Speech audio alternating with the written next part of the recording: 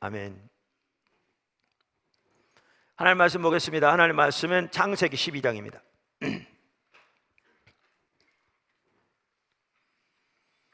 하나님 말씀은 창세기 12장 1절입니다. 여호와께서 아브라함에게 이르시되 너는 너의 고향과 친척과 아버지의 집을 떠나 내가 네게 보여줄 땅으로 가라. 내가 너로 큰 민족을 이루고 네게 복을 주어 내 이름을 창대하게 하리니 너는 복이 될지라. 너를 축복하는 자에게는 내가 복을 내리고 너를 저주하는 자에게는 내가 저주하리니 땅의 모든 족속이 너로 말미암아 복을 얻을 것이라 하신지라. 우리가 주일 예배 시간을 통해서 일터 사역을 포함한 선교적 교회에 대해서 시리즈로 쭉 살펴보고 있습니다. 오늘은 이번이 두 번째 시리즈를 살펴보는 건데 38번째 시간입니다. 그러면서 선교적 교회에 대해 살펴보는데 중요한 한 부분이 구약에 나오는 선교적 교회의 모습을 살펴보는 것입니다. 왜냐하면 지난주에 살펴봤듯이 교회를 올바로 이해하려면 구약부터 시작해야 그 풍성한 하나님의 뜻, 역사를 이렇게 볼 수가 있거든요. 그러면서 구약에 나오는 특별히 몇몇 매우 주요한 구절들을 살펴볼 텐데 그 중에 하나가 창세기 12장 1절에서 3절입니다.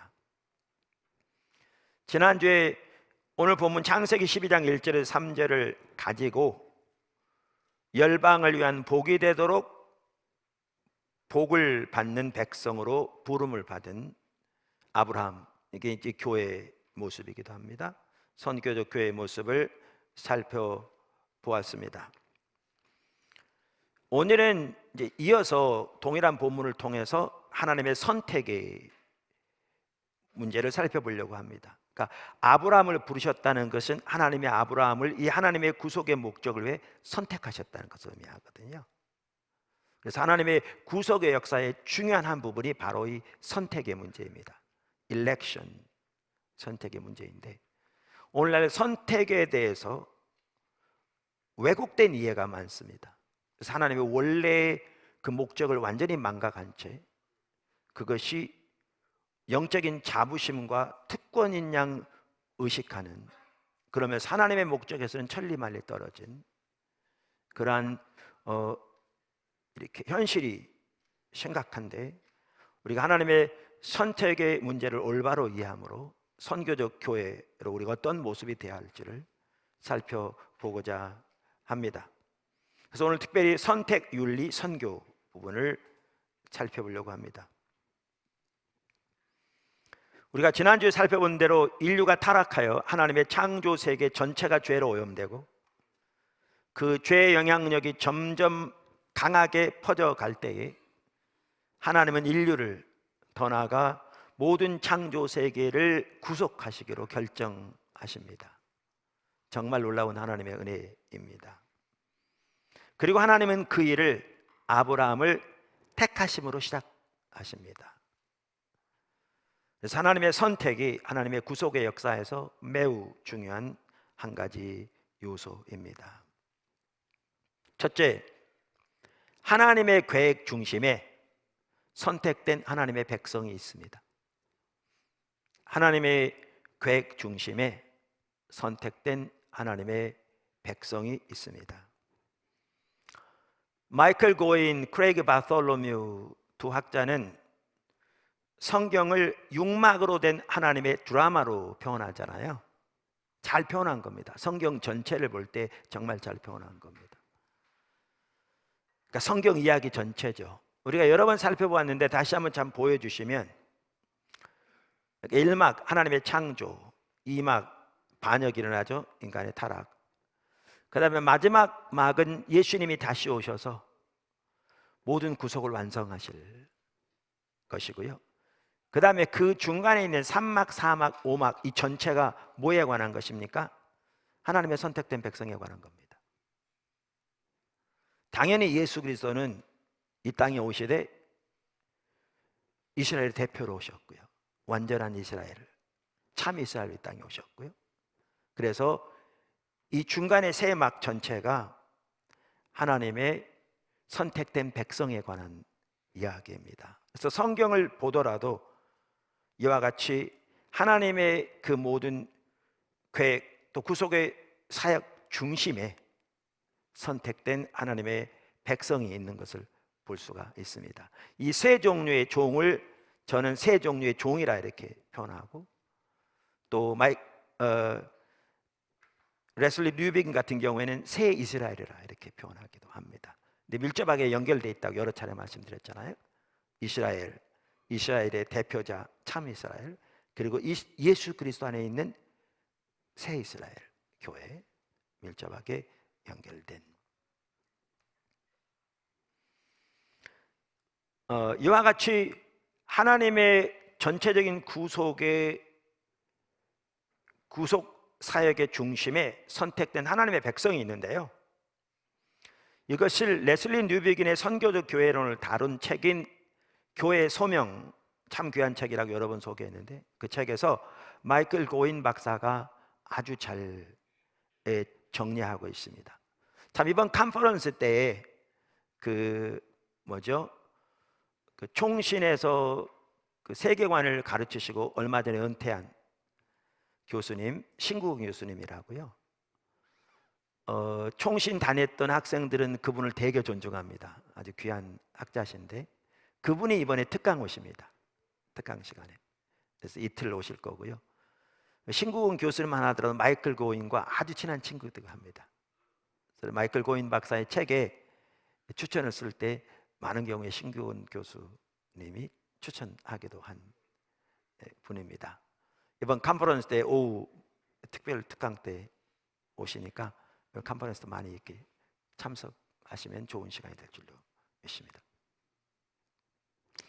그 마이클 고인 박사는 이렇게 얘기합니다. 이 이야기에 성경 이야기를 말합니다. 중심 줄거리는 하나님의 선택된 백성이다.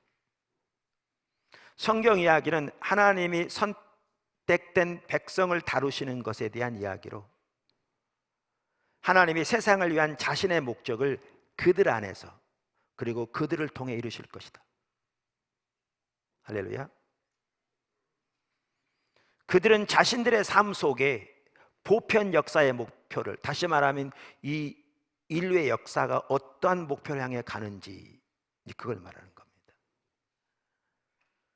하나님의 선택된 백성은 자신들의 삶 속에 보편 역사의 목표를, 즉 하나님이 모두를 위해 의도하신 화해와 회복을 떠받는 백성이어야 한다. 그들은 복된 백성이다. 참으로 인간이라는 것이 의미하는 본래의 복으로 회복되고 있기 때문이다. 그래서 어떤 분은 교회를 새로운 창조의 인류라고 표현합니다. 새 창조의 인류, 하나님의 계획에. 그들은 복이 되어야 하는 백성이다. 그들은 모두를 위한 복의 통로가 되도록 세상을 위해 선택되었다. 지난주에 살펴봤습니다. 그들은 무엇보다도 하나님이 자신의 목적을 이루시는 장소다. 그러니까 가장 먼저 하나님의 목적을 하나님의 선택된 백성들 안에 이루십니다. 그래야 그들을 통해서 세상이 복을 받을 수 있게 되기 때문에 그렇습니다. 그렇다면 그들은 세상을 향한 하나님의 다시 새롭게 하시는 사역의 통로다. 바로 이러한 외부로서의 방향성, 즉 세상을 위해, 영어로 for the sake of the world, 세상을 위해가 하나님의 백성을 본질상 선교적으로 만든다. 그래서 레슬리 뉴비긴만 하더라도 그의 사상의 핵심 원동력 중에 하나로 바로 복음, 성경 이야기, 교회의 선교, 문화와의 선교적 대면을 들고 있는데, 그 교회의 선교가 하나님의 선택을 말하는 것이지요.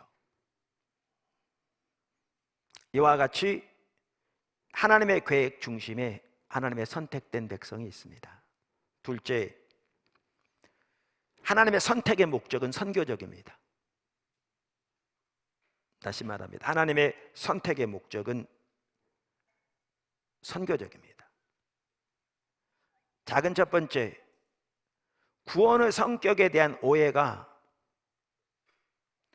선택의 성격을 오해하게 만듭니다. 그러니까 하나님의 선택을 오해하는 주된 이유 중에 하나가 구원의 성격에 대한 오해입니다. 구원의 성격을 잘못 이해하게 되면 선택의 성격을 잘못 이해하게 된다는 겁니다. 하나님의 선택을 성경 이야기의 중심이라고 말하면 일부 사람들은 의아해할 수 있고 또 일부 사람들은 오해할 수 있습니다. 하나님은 공평하신 하나님인데 공평하지 않게 일부 사람들을 편애하셔서 그들을 선택하셨다는 것이지요.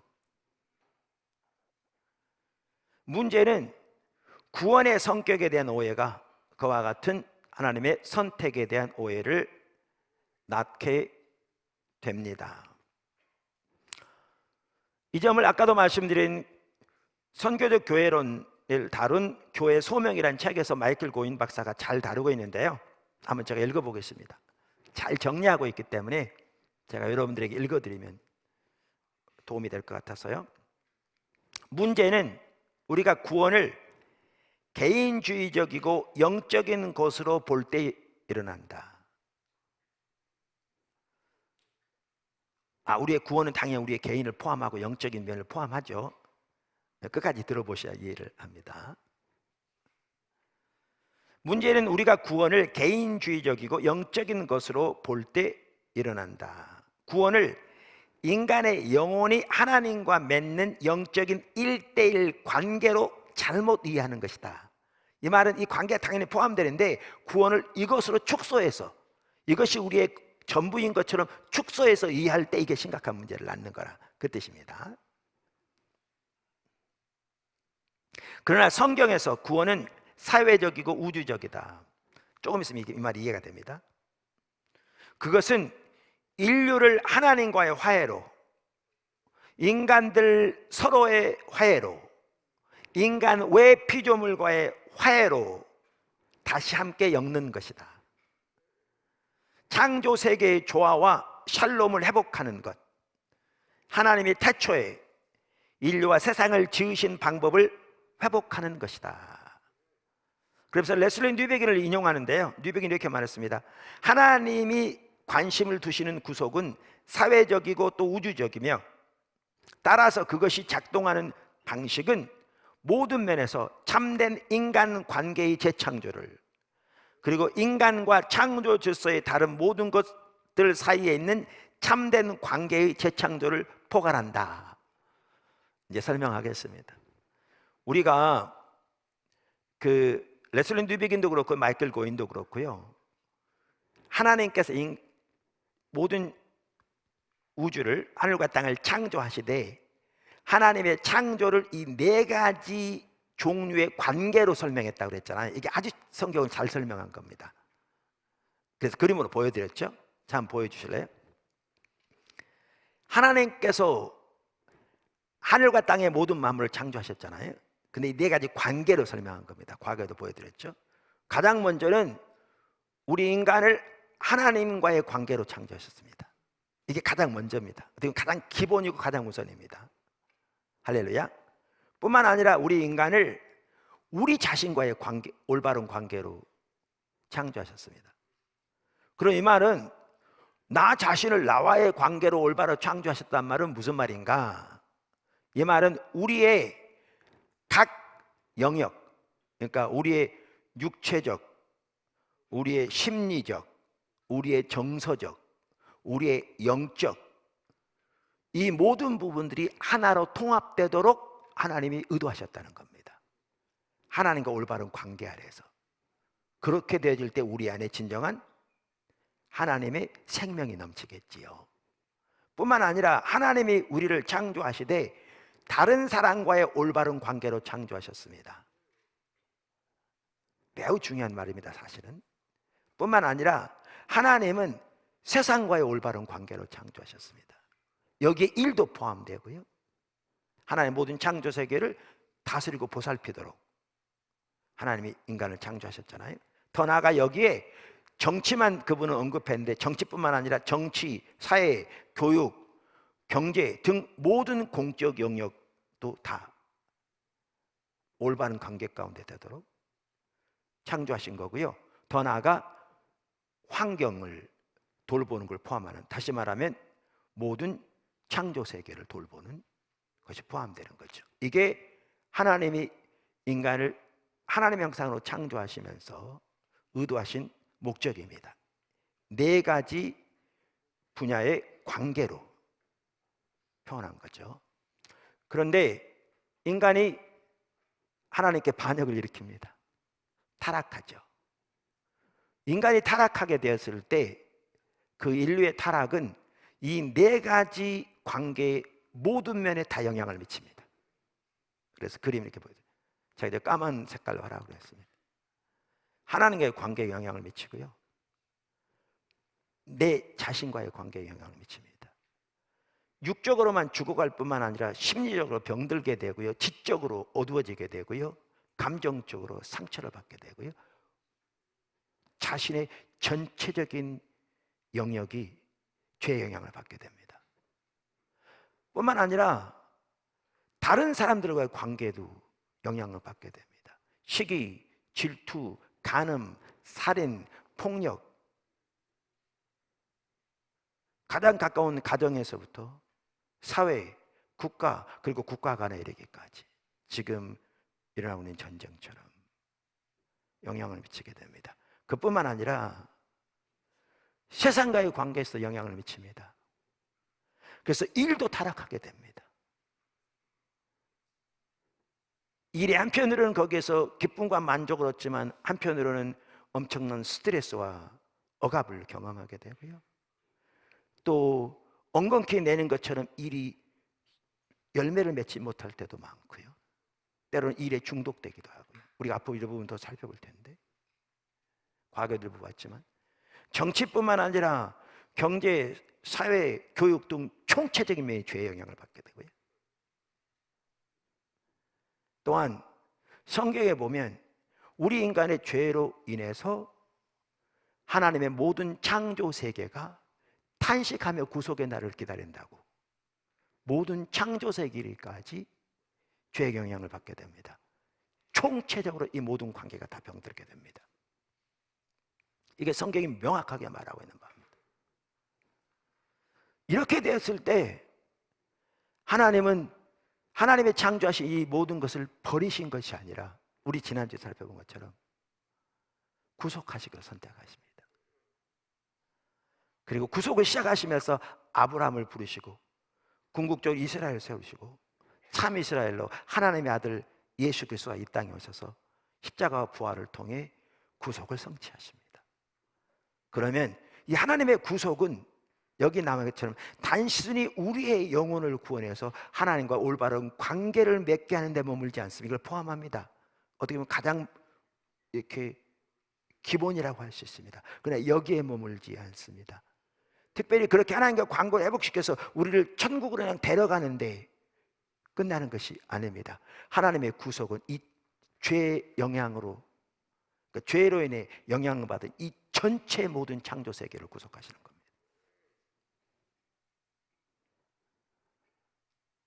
그게 하나님의 구속입니다. 이게 하나님의 구속의 포괄적 성격입니다. 구약이 명확하게 말하고 있을 뿐만 아니라 신약 성경이 명확하게 말하고 있습니다. 그리고 이 모든 구속의 새날이 예수님의 부활입니다. 예수님의 부활이 새 창조의 첫날이거든요. 첫날이거든요. 자, 그러면 이렇게 하나님의 구속을 올바른 관점에서 이해한다면, 그래서 아까 구속이 공동체적이고 우주적이란 말은 하나님의 모든 창조 세계를 다 포함한단 말입니다. 그리고 성격이 공동체적이라 그 말이죠. 자, 이렇게 이해하면 마이클 고인은 계속 이렇게 얘기하면 좀 말이 이해가 될 겁니다. 바로 이런 구원의 본질과 범위에 대한 성경적 개념의 맥락에서 이렇게 구원의 본질, 그러니까 구원의 본질은 회복입니다. 갱신이죠. 왜냐하면 아까 하나님의 의도하신 대로 그렇게 되어질 때 거기에 하나님의 샬롬이 함께하게 되어 있거든요. 모든 영역에 복과 생명이, 죄로 인해 사망과 저주가 그 모든 영역에 독버섯처럼 퍼지게 되어 있잖아요. 더 강력하게 퍼지고 있잖아요. 예수님이 십자가 부활을 통해 그 죄를 지시고 십자가에 돌아가심으로 그 구속의 근본적인 성격이 회복인 거죠. 이 창조세계 전체 그 모든 영역에 아까 네 가지 관계로 표현한. 자, 이렇게 구원의 본질과 범위에 대한, 범위는 모든 창조세계를 포함한, 그걸 우주적이라고 부르고 있잖아요. 범위에 대한 성경적 개념의 맥락에서 우리는 선택의 교리를 이해해야 한다. 이 맥락에서. 그럼 올바로 이해하게 된다는 거죠. 만약 구원이 궁극적으로 각 개인의 영혼과 하나님 사이의 관계 문제로 받아들여진다면, 이게 포함하지 않은 문제는 이렇게 제한해서 축소시켜버리는, 말씀드린 대로 이렇게 이해된다면 이게 심각한 왜곡인 거죠. 구원에 대한.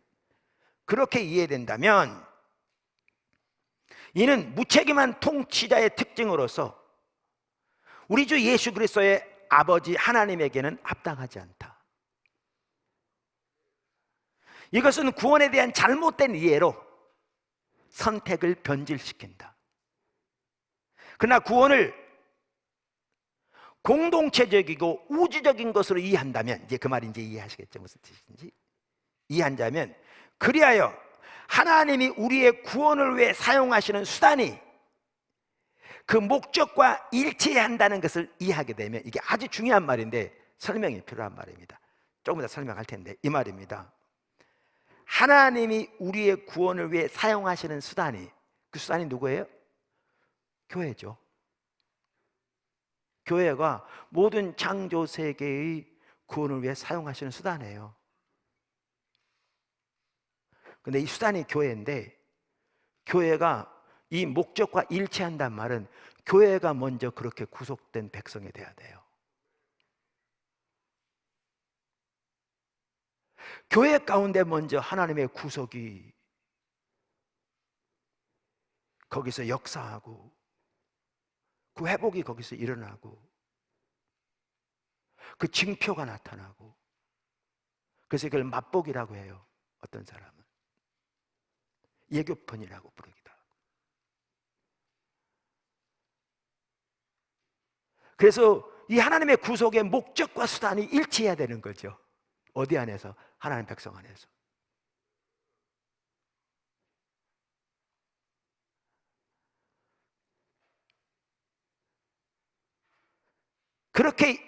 그래야 한다면 하나님이 우리를 선택의 원리를 따라서 다루셔야 한다. 선택을 통해서 일을 하시는 게 유일한 길이라는 겁니다. 선택의 중요성. 할렐루야. 작은 두 번째, 선택은 선교적입니다. 선택은 선교적입니다. 지금 이미 일부는 말씀드렸는데요, 선택은 선교적입니다. 이와 같이 하나님의 구속을 올바로 이해한다면, 그 성격과 범위를 올바로 이해한다면 하나님이 일하시는 방법은 선택을 통해서 일할 수밖에 없는 것임을 명확하게 볼 수 있습니다. 그런데 그렇게 하나님이 일하시는 걸 보면 선택은 근본적으로 선교적임을 볼 수 있습니다. 무슨 말인지 이해하시죠? 선교적임을 볼 수 있습니다. 제가 좀 더 이렇게 설명을 해보겠습니다. 역시 마이클 고인 박사의 얘기인데요. 우주적이고 공동체적인 구원을 계시하는 일과 성취하는 일을 진행하는 유일한 방법은 곧 한 공동체를 선택해 그분의 다시 새롭게 하시는 일의 핵심이 되게 하시는 것이다. 그러니까 세상을 향해 하나님의 우주적이고 공동체적인 구원을 계시하시는, 알리시는 일, 세상을 향해. 그리고 그 일을 세상 가운데 성취하시는 일, 하나님이 하시는데 일은 어떻게 돼야 된다는 거죠?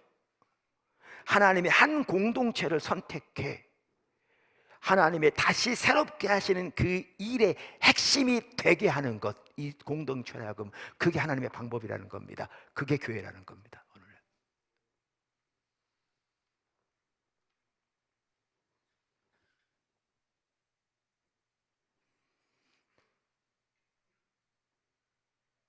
하나님은 어떤 공동체를 시작하셔서 그들을 다시 하나로 엮으시고 타락으로 파괴된 창조의 관계들을 회복하십니다.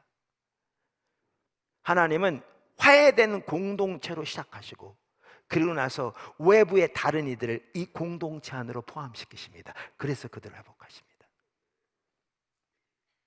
할렐루야.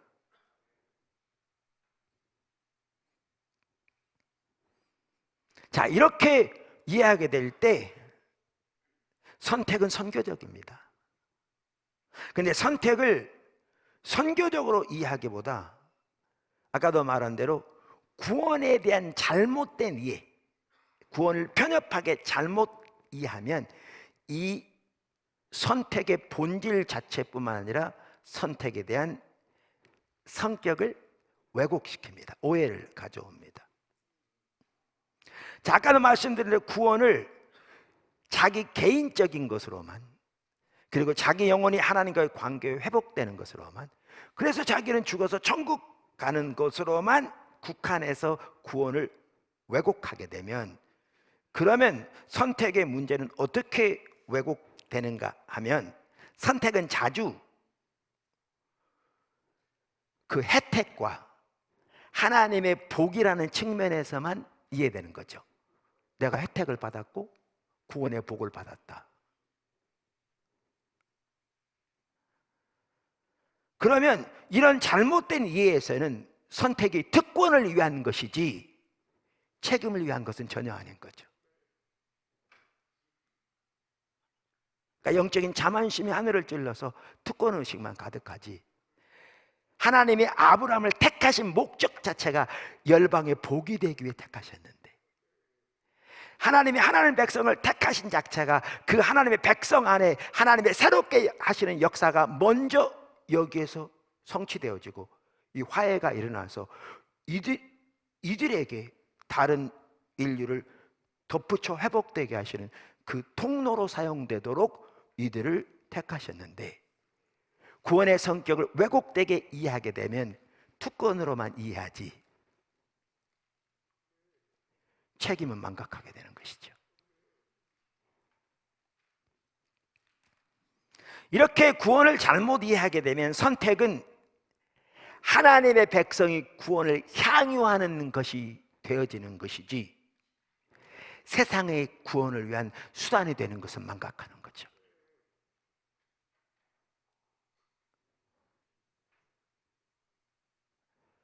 이렇게 구원에 대한 성격이 또한 왜곡되게 되면 선택은 화해된 공동체가 되는 것만을 말하지, 이건 중요합니다. 먼저 돼야 되니까. 문제는 화해를 이루는 공동체가 되는 것은 망각하는 거죠.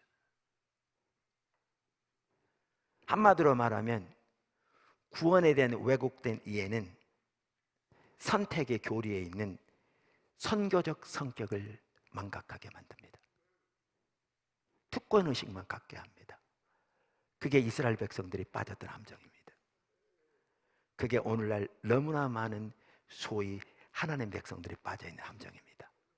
자신의 신분을 망각하고 있습니다. 하나님이 부르신 목적, 정체성을 망각하고 있습니다.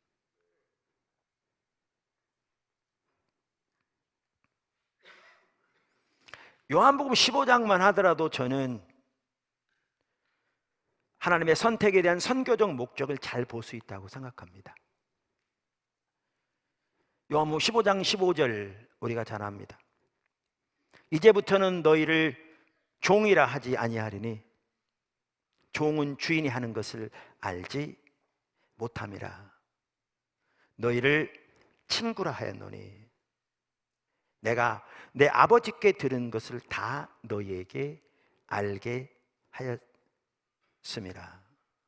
오늘도 우리 찬양 드렸습니다. 예수 내 친구, 나를 친구라 부르셨네.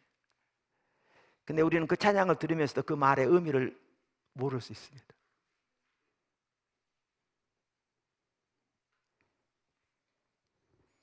여기 보시면 예를 들면 그 당시 종, 노예가 있잖아요. 종은 주인의 의중 모릅니다. 그냥 너 가 저거 해 그러면 그냥 하는 거죠. 그런데 그런 종이라 여기지 아니하고 친구라 여겼다는 말은 하나님께서 예수님에게 보이신 하나님의 목적, 하나님의 비전, 하나님의 계획, 하나님의 의중을 그들에게 알게 했다는 겁니다.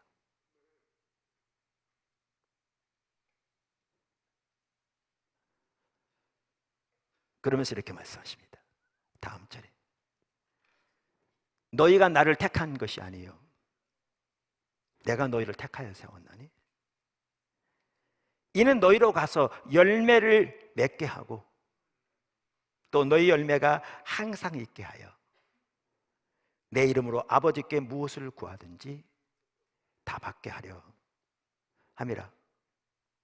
이렇게 하나님께서 예수님께서 예수님의 제자들에게, 여기 우리도 포함되게 당연히 하나님의 의중, 하나님의 계획, 하나님의 비전, 하나님의 구속의 목적과 보편 역사의 목표, 그렇게 표현한다면 보이시고 이 일을 위해 많은 열매를 맺도록 하나님이 택하셨다는 겁니다.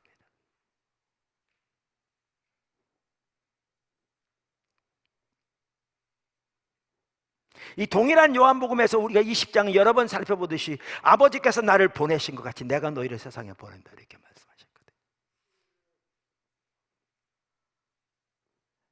근데 우리는 예수님 우리의 친구라고 고백할지 몰라도 이 세상을 향한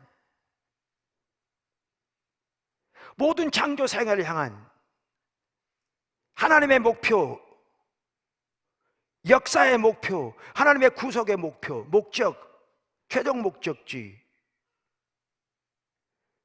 그리고 이 시대를 향한 하나님의 계획, 의중, 이것을 알므로 친구라는 건데, 그리고 그 일을 위해 예수님 우리 안에, 우리가 예수님 안에 있는 바로 15장 위에 보면, 그리고 하나님 행하심을 온 사람으로 동참하는 그 포도나무의 삶을 통해 열매를 많이 맺도록 우리를 택하셨다는 건데, 그래서 여기에 보아도 선택은 선교적인데, 우리는 구원에 대한 성격 자체가 왜곡돼 있고 편협하게 축소돼 있어서 전체 그림을 보지 못하니까 선택이 투건이 돼버렸지.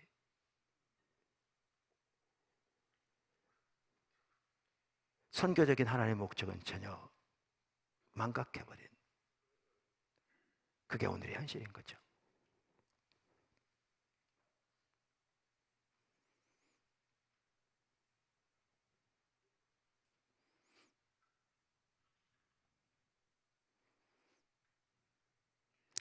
크리스토퍼 라이트 박사도 똑같이 얘기합니다.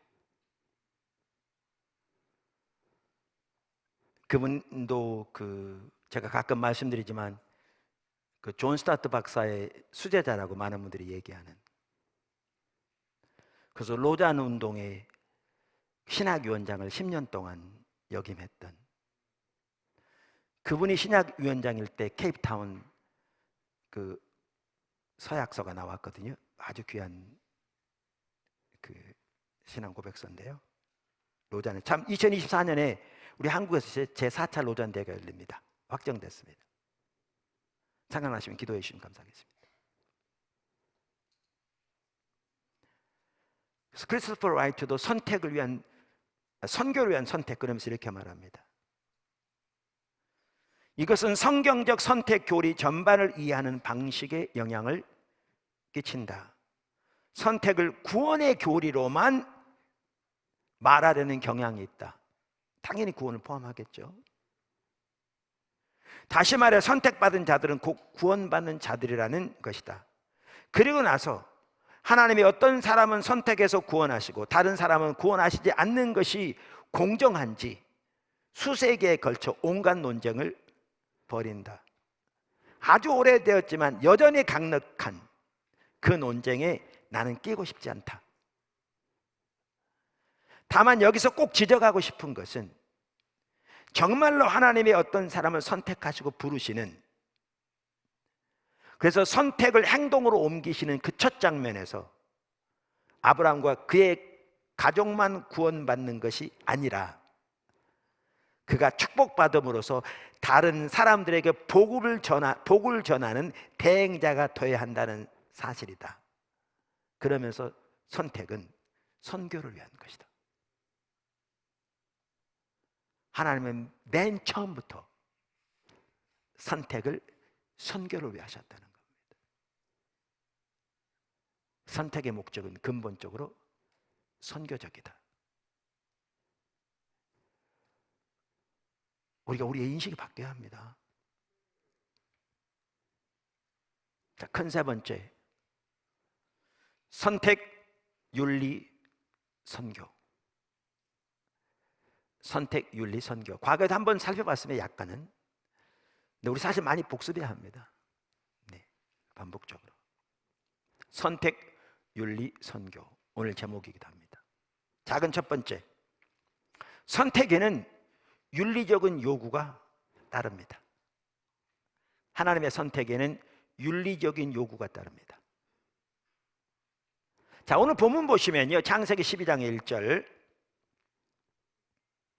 여기 보시면 하나님께서 인류를 구속하시려는 계획을 실행하시면서 가장 먼저 하신 일이 뭡니까? 아브라함을 부르신 겁니다. 선택하신 겁니다. 그러면서 여기에 보시면 이 아브라함을 보면, 이 아브라함을 통해서 세워질 이스라엘, 이제 다음 주에 그걸 살펴볼 겁니다. 구약에 나오는 선교적 교회를 살펴보는 핵심적인 구절이 몇 구절이 있는데, 그 중에 하나가 지금 오늘 지난주 살펴본 것이고요, 다른 하나가 출애굽기 19장입니다. 다음 주에 살펴볼 겁니다. 여기 이스라엘에 대한 부분이 나오고 이게 정확하게 연결됩니다. 그리고 마지막 하나가 신명기 4장입니다. 그건 그 다음 주에 살펴볼 겁니다. 그래서 그렇게 살펴보면 구약에 나오는 선교적 교회의 핵심적인 모습을 볼 수 있다고 저는 생각합니다. 자, 이렇게 아브라함을 부르십니다. 그러면서 우리가 잘 아는 대로 2절과 3절에 보면 하나님의 계획을 말씀하십니다. 큰 민족을 이루게 하겠고 복을 주어 이름을 창대하게 해서 복이 되라고. 그래서 뭐죠? 그를 통해 땅의 모든 족속이 복을 얻을 것이라고. 처음부터 부르심이 선교적이라고 살펴봤습니다. 그런데 여러분 이거 기억하십니까? 2절과 3절에 나오는 이 하나님의 모든 계획, 하나님의 약속의 성취, 또 선교적 소명이 1절에 하나님이 1절에서 아브라함에게 주신 것에 아브라함이 순종한 것에 달려있다는 거 아십니까?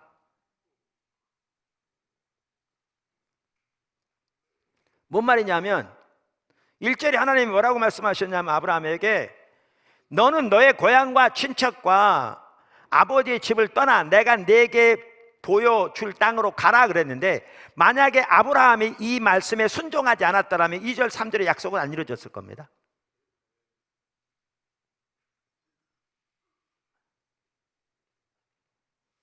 놀라운 약속, 놀라운 주업, 놀라운 선교적인 하나님의 목적, 선택, 다 귀한데요, 그게 한편으로는 아브라함이 윤리적 요구에, 하나님의 윤리적 요구에 순종하는 것에 달려 있었습니다. 그 성취가 명확합니다.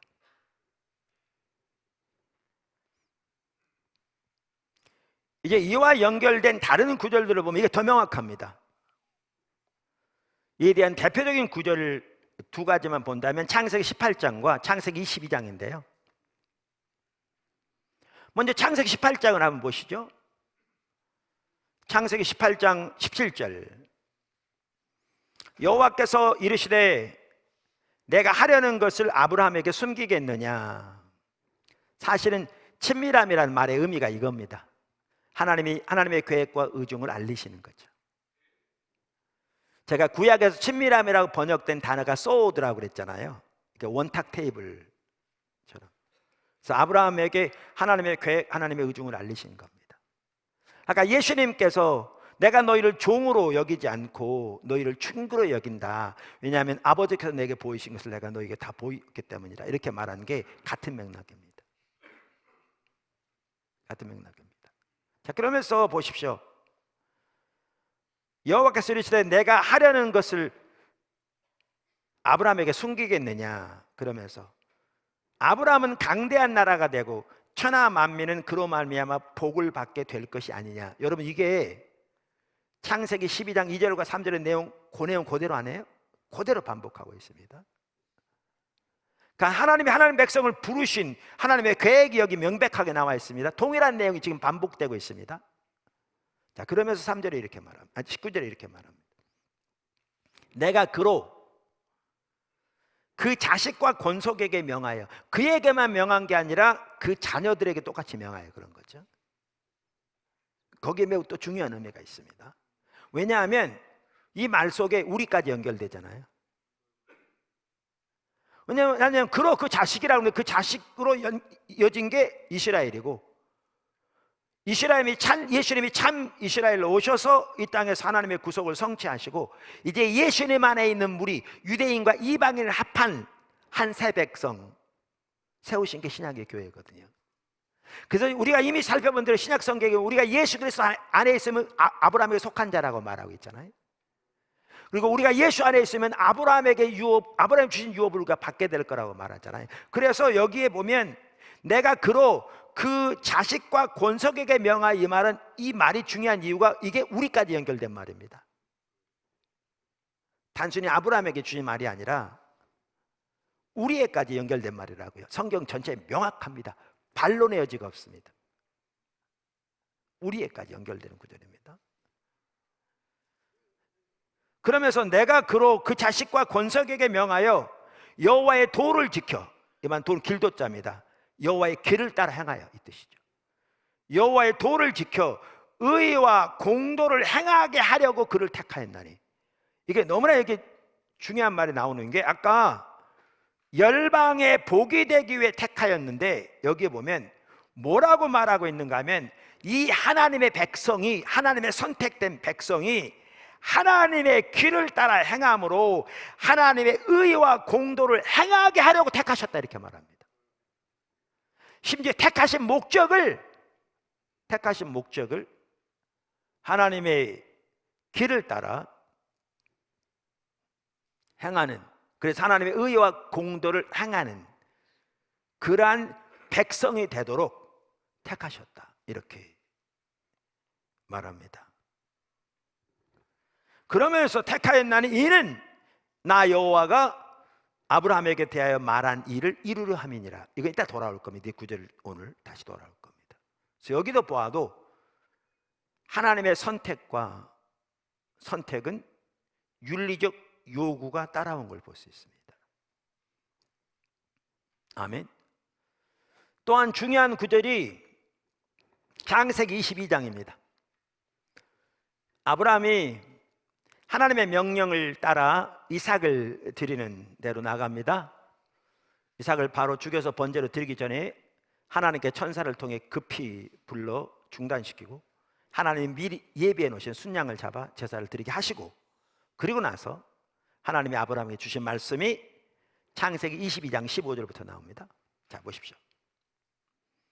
여호와의 사자가 하늘에서부터 두 번째 아브라함을 불러 이르시되, 여호와께서 이르시기를 내가 나를 가리켜 맹세하노니 내가 이같이 행하여 내 아들 내 독자도 아끼지 아니하였은즉 내가 네게 큰 복을 주고 네 씨가 크게 번성하게 하여 하늘의 별과 같고 바다의 모래와 같게 하리니 내 씨가 그 대적의 성문을 차지하리라. 또 내 씨로 말미암아 천하 만민이 복을 얻으리니. 여기 다시 약속이 반복됩니까? 안 반복됩니까? 정확하게 반복됩니다.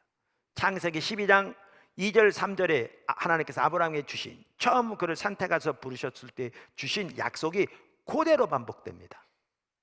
이게 하나님 백성이 부르신 목적이라고요. 선교죠.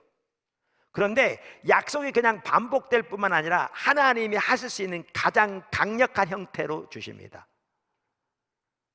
하나님이 가장 강력한 형태로 약속하실 때 어떻게 하시냐면 자기 자신을 가리켜 맹세하십니다. 그거보다 더 큰 강한 약속은 없습니다. 하나님의 하나님 되심을 걸고 맹세하시는 겁니다. 근데 여기에 보면 바로 그 말이 나옵니다. 내가 나를 가리켜 맹세하노니. 그러면서 약속을 주십니다. 그런데 여기에 보면 중요한 게 있습니다. 이 구절이 처음 시작할 때와 끝날 때 두 번에 걸쳐서 하나님이 이렇게 약속하시는 것이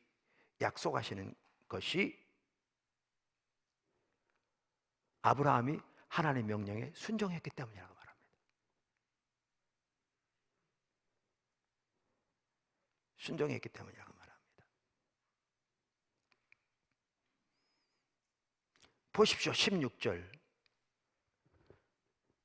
여호와께서 이르시기를 내가 나를 가리켜 맹세하노니 내가 이같이 행하여 내 아들 내 독자도 아끼지 아니하였은즉, 이 말이 그 말이죠.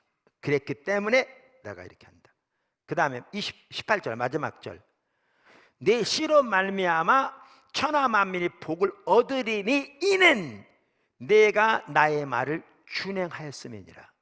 처음 시작도 그렇게 시작하고 끝날 때도 그렇게 시작해서 아브라함이 순종해서 일을 이루실 거라고 말합니다. 다시 말하면 이 구절에도 보면 하나님의 선택과 윤리적인 요구가 밀접하게 연결되는 걸 볼 수 있습니다. 밀접하게. 자, 그러면 우리 여기서 한 가지 질문할 수 있습니다. 하나님의 선택이, 하나님이 하나님의 계획을 이루시려고 우리를 선택하신 것이 우리가 순종했기 때문에 주어지는 것인가? 아닙니다. 아닙니다.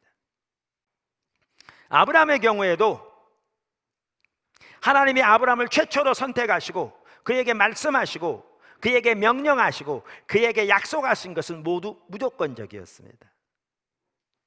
그것은 전적으로 하나님의 은혜였습니다.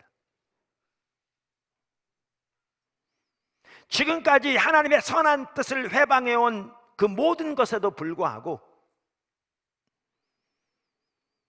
여러 나라로 분열된 인류를 복주시고자 하시는 하나님의 불굴의 결심에서 나온 것이었습니다.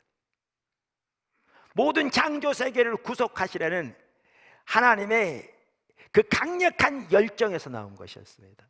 그건 전적으로 하나님의 은혜였습니다. 그런데 여기 한 가지 중요한 요소가 있습니다. 그것은 하나님의 선택과 약속은 믿음과 순종을 요구한다는 것입니다. 할렐루야. 하나님의 선택은 전적으로 하나님의 은혜에 의한 것인데 동시에 하나님의 선택과 약속은 우리의 믿음과 순종을 요구한다는 것입니다. 이 구절들이 그것을 명명백백하게 말하고 있습니다. 사실 성경 전체가 이것을 명백하게 말하고 있습니다. 크리스토퍼 라이트가 이걸 잘 정리했는데요, 제가 한번 읽어보겠습니다. 그분이 말한 것을. 아브라함의 믿음과 순종이 언약에 충분히 통합되어서, 그러니까 하나님께서 아브라함을 선택하셨잖아요. 그리고 하나님의 계획을 알리셨잖아요. 그리고 하나님의 모든 피조 세계를, 창조 세계를 구속하시는 하나님의 계획을 가지고 그 목적을 위해 선택하신 거잖아요. 그런데 이 아브라함의 믿음과 순종이 하나님의 언약에 충분히 통합되어져서 심지어 그 믿음과 순종이 언약의 정당성을 입증해주는 이유로 인용될 정도가 되었다. 너무 잘 표현하고 있죠.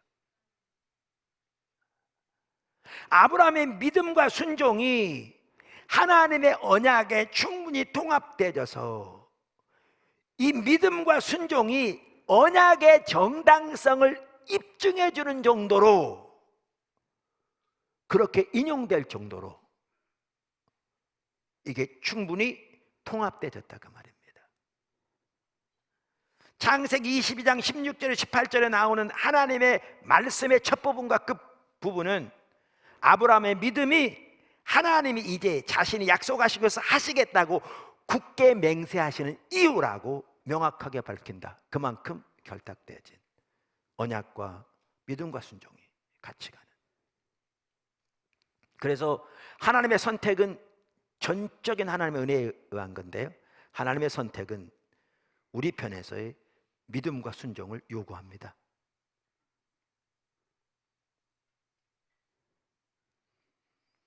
여러분, 신약 성경을 보아도 명확합니다. 이 아브라함에 대한 것만 하더라도요, 사도 바울은 아브라함이 오직 믿음으로 하나님을 의지함으로 믿음으로 의롭게 되었다는 면을 강조합니다. 믿음에 초점을 맞춥니다. 믿음에. 그래서 할례나 율법 행위 같은 것을 통해서가 아니라 오직 은혜로, 믿음으로 하나님의 약속을 받게 되었다는 걸 강조합니다. 누구는요? 사도 바울은. 제가 성경 구절을 쭉 찾아볼 수 있는, 여러분 기본적으로 다 아는 내용들이라 시간을 아끼기 위해서 언급만 합니다. 아울러 야고보 사도는 동일한 아브라함에 대해서 말하되 하나님의 명령에 순종하게 만든 아브라함의 믿음에 초점을 맞춥니다. 믿음인데 뭐로 이어지는? 순종으로 이어지는. 그래서 실제로 그의 믿음이 진정함을 보여주는 것으로 말합니다. 여러분 잘 알죠? 참다운 믿음은 행위를 통한 순종으로 열매를 맺게 되어 있는데, 행함이 없으면 믿음 자체는 죽은 것이라고. 그래서 아브라함의 믿음이 순종으로 연결되어진 그 믿음이며, 그래서 그 순종이 아브라함의 믿음의 진정함을 보여주는 것이라고 야고보는 말합니다. 자, 그럼 히브리서 기자는 히브리서 11장 8절에서 9절에서 아브라함에 대해서 주목하면서 그가 처음에 고향을 떠난 것에서부터 창세기 22장에 나오는 그의 최고의 순종, 자녀를 이삭을 드리는 최고의 순종에 이르기까지 순종한 것을 통해 그 믿음을 입증했다고 표현하고 있습니다. 보십시오. 신약 성경도요 똑같습니다. 전적인 은혜로 선택받는데요, 그런데 하나님의 선택은 윤리적인 요구가 뒤따릅니다. 믿음과 순종이 우리에게 요구됩니다.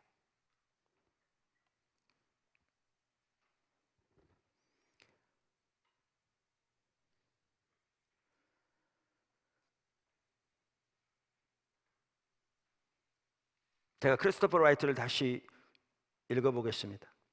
아브라함의 언약에 말해주는 영광스러운 복음은 하나님의 선교가 궁극적으로는 모든 민족을 축복하기 위함이라는 것이다.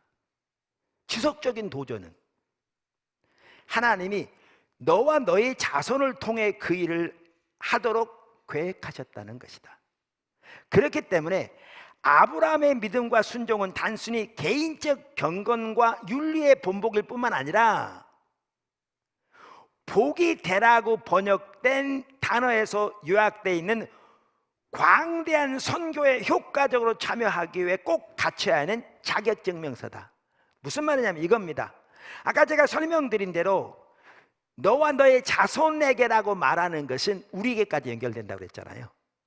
그러니까 아브라함에게 주신 이 하나님의 명령은, 그리고 그 아브라함의 믿음과 순종은 단순히 그 개인의 경건과 또 윤리적 산업에 대한 그의 개인적인 본보기만이 아니라 열방의 복이 되도록 선택함을 받은 우리 모두가 반드시 갖춰야 할 자격증명서라는 겁니다.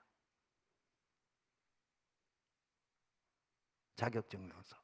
선택은 전적인 은혜로 받는데, 믿음과 순종은, 아브라함이 보여준 믿음과 순종은 우리 모두가 열방을 위해 복이 되라고 부름을 받은 그 일을 감당하는 자격증명서라는 겁니다. 그게 교회의 소명입니다. 그게 저와 여러분의 소명입니다. 우리의 부르심입니다. 선택의 목적입니다. 이제 좀 이해가 되십니까? 우리는 이러한 하나님의 선교적 목적을 망각한 채 하나님 나를 선택하셨다는 구원받는 사람의 영적인 특권의식만 가득해서 이스라엘 백성처럼 소명을 완전히 망각하고 살았던 게 오늘날 대부분의 성도들의 모습은 아닙니까?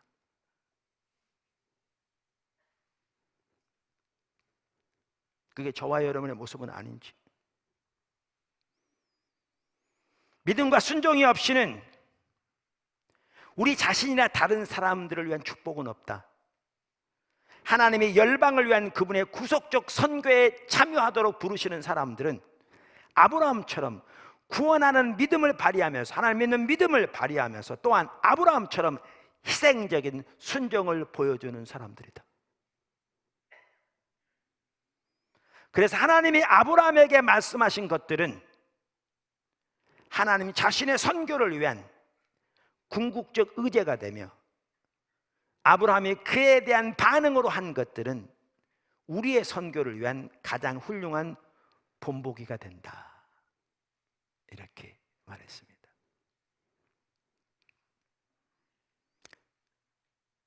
선택에는 윤리적인 요구가 따릅니다. 그 다음에 작은 두 번째는 믿음의 순종인데, 이 부분도 참 중요한데 제가 오늘은 생략하겠습니다. 시간적인 부분도 있고요, 흐름을 위해서 중요한 부분입니다. 과거를 약간은 살펴봤고 제가 원고는 그대로 올릴 겁니다. 참고하시고요. 자, 작은 세 번째, 오늘 제목입니다. 오늘 제목, 선택윤리 선교. 선택윤리 선교. 자, 그럼 우리는 구약에서부터, 창세기 12장에서부터 하나님의 구속을 위해 하나님의 백성을 선택하신 첫 번째 사건에서부터 우리는 이 관계를 볼 수 있습니다. 선택윤리 선교. 자, 그래서 이 부분을 잘 볼 수 있는 구절이 창세기 18장 18절에서 19절인데요. 거기 보시면 사실 소돔과 고모라의 죄가 하늘에 닿아서 하나님께서 최종적으로 점검하러 오신 겁니다. 하나님은 안 오셔도 점검할 수 있습니다. 근데 그분은 직접 오셔서 점검하신 겁니다. 그리고 이제 소돔으로 가기 전에 아브라함과 대화를 나누시는데, 여기에 보면 어떻게 보면 하나님의 독백이라고 할 수 있습니다.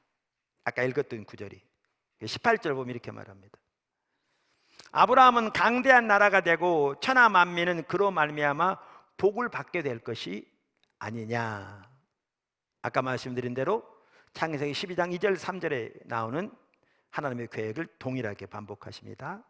그러면서 19절 이렇게 말씀하십니다. 이 19절에 그게 들어있습니다. 내가 그로 자식과 권속에게 명하여 여호와의 도를 지켜 의와 공도를 행하게 하려고 그를 택하였나니, 이는 나 여호와가 아브라함에게 대하여 말한 것을 이루려 함이라.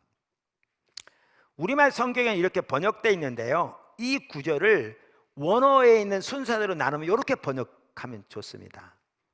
19절, 첫 번째 행은 내가 그를 택하였나니, 두 번째는 그로 그 자식과 권속에게 명하여 여호와의 도를 지켜 의와 공도를 행하게 하려고, 세 번째는 이는 나 여호와가 아브라함에 대하여 말한 일을 이루려 함이라.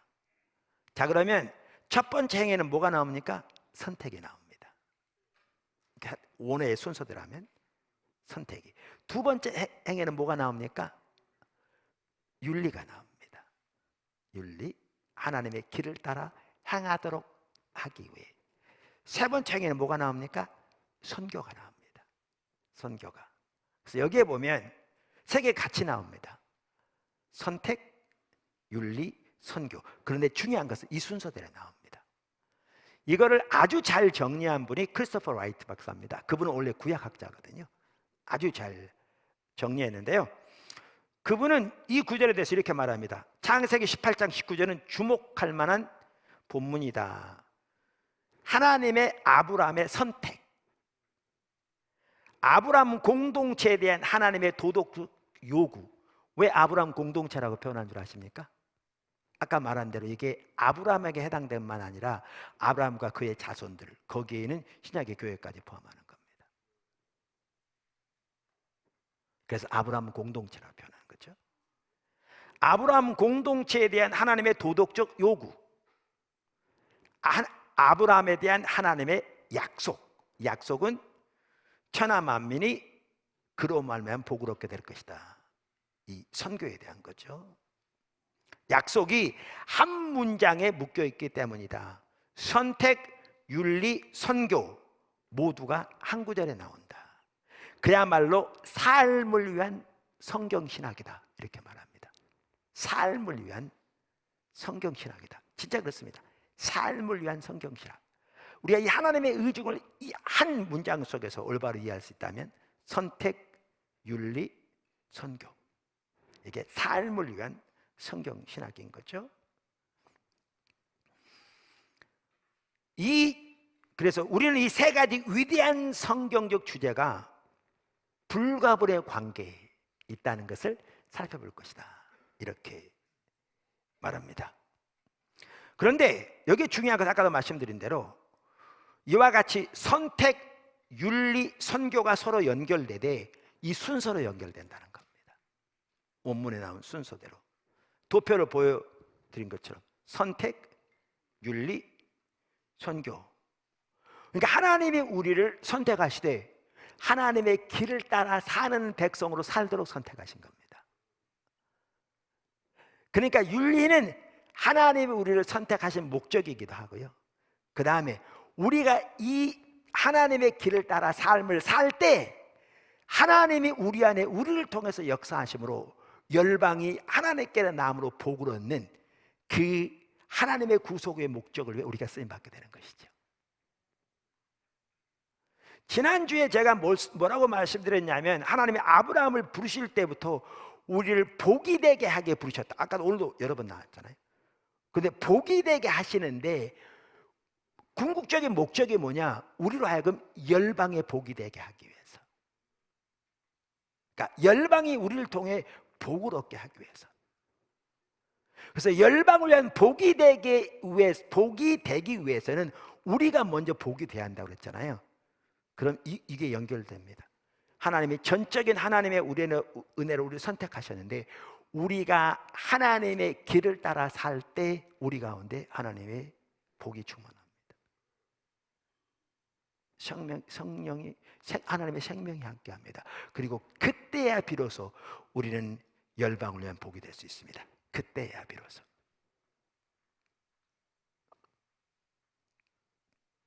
선택, 윤리, 선교. 다시 라이트 박사입니다. 그렇다면 하나님의 백성의 선교는 무엇인가? 이 본문에 따르면 하나님의 도라는 하나님의 길이죠. 윤리적 기준에 따라 사는 공동체가 돼요. 하나님이 아브라함에게 하신 약속을 성취하시고 열방에 복을 가져다 주실 수 있도록 하는 것이다. 이게 선교입니다. 이게 교회의 존재 목적이고 소명입니다. 우리의 윤리와 하나님의 선교는 완전하게 묶여 있다. 이것이 하나님이 먼저 우리를 택하신 이유다. 하나님 먼저 우리를 택하신 이유다. 특히 윤리가 선택과 선교의 중간 지점에 있다는 점을 주목해야 한다. 윤리는 선택의 목적이자 선교의 기초다. 윤리는 선택의 목적이자 선교의 기초다. 할렐루야. 다시 말해 하나님이 아브라함을 선택하신 것은 하나님의 성품을 배우고 그것을 윤리적으로 나타내는 공동체를 만들기 위함이다. 여러분, 이게 앞으로도 나오는데요, 구약에서부터 하나님의 백성을, 성경에는 그런 표현이 없습니다만은 이렇게 이러한 하나님의 계획을 볼 때 많은 학자들이 뭐라고 부른 줄 아십니까? 전시 백성이라고 부릅니다. 쇼윈도우 백성, 쇼윈도우 백성, 혹은 매력적인 백성. 그게 무슨 말이냐면 하나님이 아브라함을 선택하신, 즉 하나님 백성을 선택하신 것은 하나님의 성품을 배우고 그것을 윤리적으로 나타내는 공동체. 그래서 어떻게 해요? 안 믿는 세상에 쇼윈도 백성이 되기 원하는 겁니다. 내 백성은 이런 거야. 내 안에 있는 사람은 이런 거야. 이게 내가 너희를 창조할 때부터 의도한 삶이야. 원래 교회가 그래야 돼요. 우리 가운데 귀한 하나님의 역사가 함께 하셔서 너무 감사해요. 그런데 우리 한 사람 한 사람 교회 전체적으로 이런 하나님의 의중을 보세요. 이게 하나님의 교회를 세우신 목적이에요. 우리 선택하신 목적이라니까요.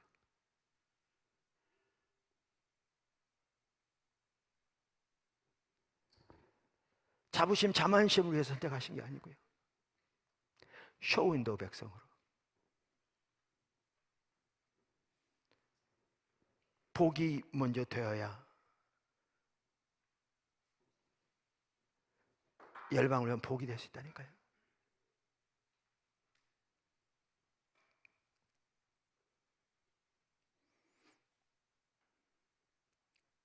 하나님이 아브라함을 선택하신 것은 하나님의 성품을 배우고 그것을 윤리적으로 나타내는 공동체를 만들기 위함이다. 이게 신약과도 똑같아요. 제가 앞으로 이제 신약에 나오는 교회 모습도 다 설명해서 보여드릴 거거든요.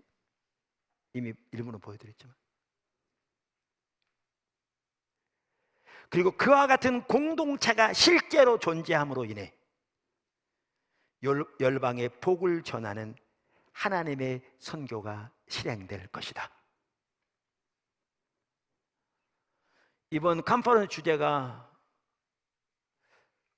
교회와 나라를 살리는 길, 선교적 교회인데요, 실제로는 가장 정확하게 표현하면 교회와 세상을 살리는 길, 선교적 교회가 맞습니다. 그게 하나님의 의도입니다.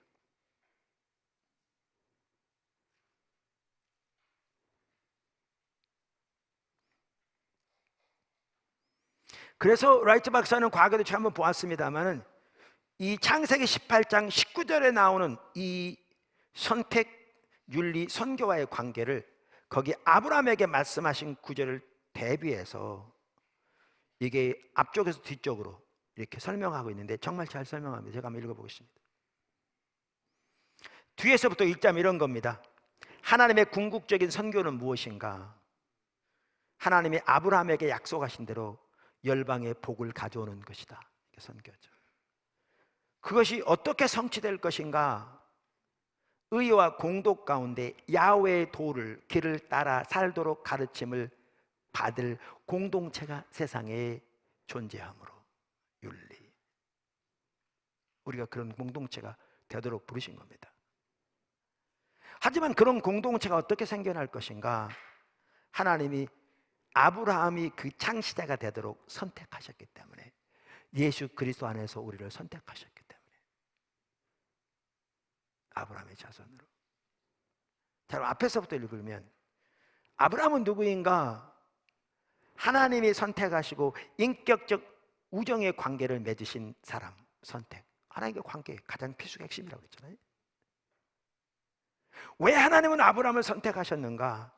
소돔의 길을 따라 가는 세상에서, 바로 소돔을 앞두고 말씀하신 거였거든요. 아브라함에게 소돔의 길을 따라 살아가는 세상에서 야훼의 도와 그분의 의와 공도에 헌신할 백성을 만드시기 위해, 이게 하나님의 교회를 세우신 목적입니다. 무슨 목적이 있기에 아브라함 하나님의 백성은 그처럼 높은 윤리적 기준을 따라 살아야 하는가?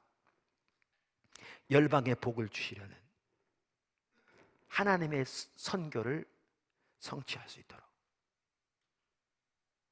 정말 잘 표현한 겁니다.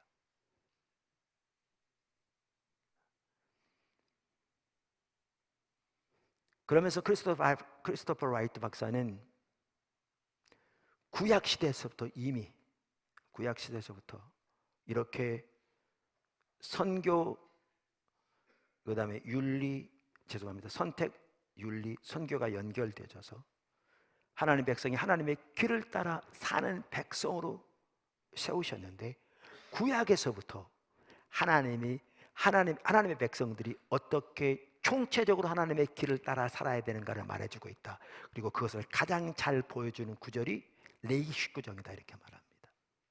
레위기 19장에서 하나님의 백성들이 총체적으로 하나님의 길을 따라 그 구약 시대부터, 그 수천 년 전부터 어떻게 살아야 할 것인가를 명확하게 보여준 거죠. 근데 그것이 오늘날 우리에게까지 그대로 해당될 정도로 하나님의 말씀이 정확하게 옳습니다.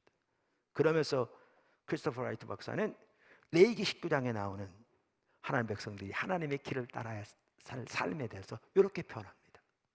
제목만 거기 보여드리겠습니다. 가족과 공동체 내에서의 존중. 포도나무께 참 잘 이루어지고 있습니다. 귀하게. 제가 오늘 아침에도 어떤 분에게 어떤 교회가 내부적인 갈등이 너무 심해서 목회자가 사표 내고 떠났다고 한 얘기를 들었는데, 너무나 심각하게 관계들이 무너져 있는 게 오늘날의 교회인데, 이 기본적인 것은 안 되는데 우리가 주님을 추구하면서 이런 부분들이 정말 성도들 사이에 정말 귀하게 잘 되고 있는, 또 성도들과 목회자 사이에 잘 되고 있는 것이 너무 감사하죠. 가족과 공동체 내에서의 존중, 그 성경 구절 거기 있으니까 보시면, 하나님이신 야훼께만 충성을 바침, 적절한 제사법, 농업에서의 경제적 관대함, 사회적 관계에 관한 명령을 준수함, 직장에서의 경제적 정의, 불구자들에 대한 사회적 동정, 법 제도에서 진실을 추구함, 이웃에 대한 태도로서 이웃을 자신처럼 사랑하는 것, 종교적 독특성에 대한 상징적 표시를 지키는 것, 성적 고결함, 우상 숭배적인 종교 혹은 사이비 종교와 연관된 의식들을 거부함, 소수 인종 집단을 학대하지 말고 율법 앞에서 인종적 평등성을 나타내고 외국인 체류자를 자신과 같이 실제적으로 사랑함, 모든 거래에서 상업적으로 정직함. 이만큼 포괄적입니다. 구약에서부터 수천 년 전부터.